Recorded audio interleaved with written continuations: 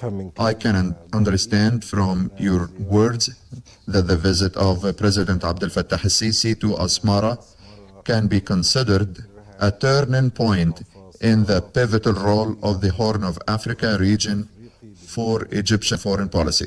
Definitely, yes. Eritrea is a major country and a pivotal country in the Horn of Africa, similar to Somalia, like Djibouti.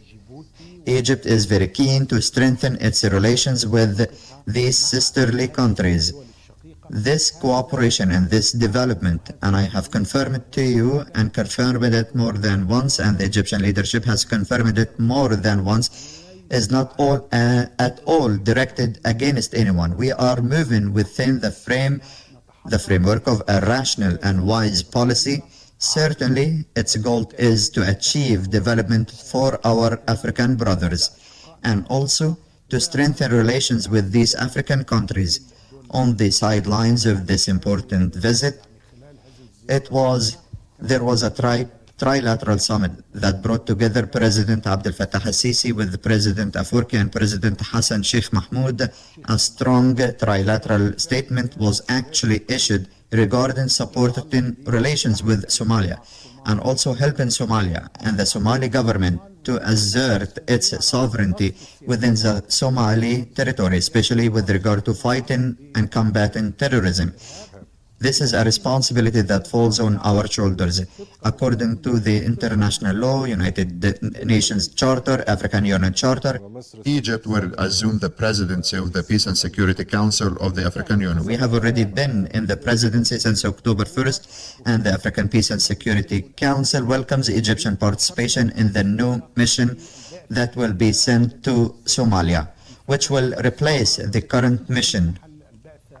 The trilateral statement was very clear in welcoming Egyptian participation and Egyptian contribution to this mission affiliated with the African Union. Also, the bilateral statement issued after the meeting of Mr. President with Dr. Hassan Sheikh Mahmoud was very clear in response to the allegations and the lies repeated by one of the parties when it claimed that there was no welcome or request from the legitimate government. The final statement was very clear, talking about the Somali government's welcome and desire for the Egyptian presence and the Egyptian contribution by the Egyptian armed forces in the African Union peacekeeping mission.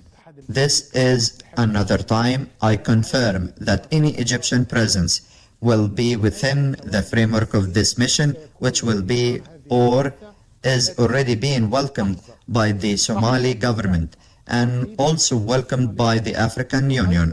As I mentioned, the African Union Peace and Security Council has already issued a very clear and comprehensive statement confirming the welcome of the Egyptian contribution. Finally, before this mission begins its deployment and work, it must have a clear mandate and be approved by the UN Security Council. Therefore, Egypt does not move arbitrarily, but there is a move by them within the framework of international law, within the framework of international legitimacy. Therefore, if there is one of the parties promoting lies and unrealistic narratives, there is a matter that is rejected.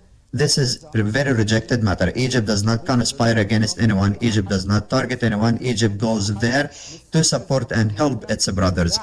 This is Somalia. Meaning between Egypt and Somalia is very historic. The first martyr of Egyptian diplomacy was on the land of Somalia, the martyr Kamal ad-Din Salah. And before that, since one of the great queens, Hatshepsut, and trade campaigns, and there was very good relations and trade exchange with Somalia. Egypt had a very important role in the independence of our brotherly country, Somalia. I salute Your Excellency for mentioning the example of the great Queen Hatshepsut in this biography. What about the Nile waters, Your Excellency the Minister? The Nile waters, of course, everyone knows now. It is a life or death file. It is existential file for Egypt, for sure. And I mean, once again, this is a big country, a great country, and it has well-established institutions, and it also has a keen vision. So, under no circumstances, there can be, under no circumstances at all or at any time, to have any doubts that Egypt can accept a deduction from its annual share. This annual share is not enough for us. It barely suffices for 60% of our annual needs.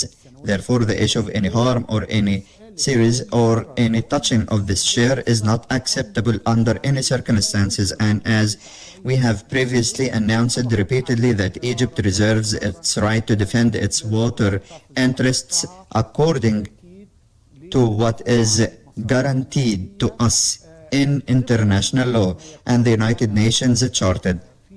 If any harm occurs, then the matter is completely clear. When the last filling of the dam and the previous filling operations took place, there was certainly a reason, and we included it in the letter which I sent to the Security Council at that time, the Foreign Minister of Slovenia. We said that the divine providence is what ensured that this harm did not occur during the filling, because the average rainfall was above average. Therefore, if any harm occurs, Egypt certainly has the right to fully defend its rights. That means that Egyptian state has made up its mind in this regard. Definitely, yes. Everything is clear. We will not accept any harm to us. I would like to emphasize that Egypt does not have any problem with any of the Nile border countries or Nile Basin countries except for one country, Ethiopia, which refuses to reach a binding legal agreement to guarantee the operation and filling of the dam. This unilateral Ethiopian approach is completely rejected. The claim that Ethiopia has full sovereignty over the Blue Nile is completely rejected and completely contradicts with international law.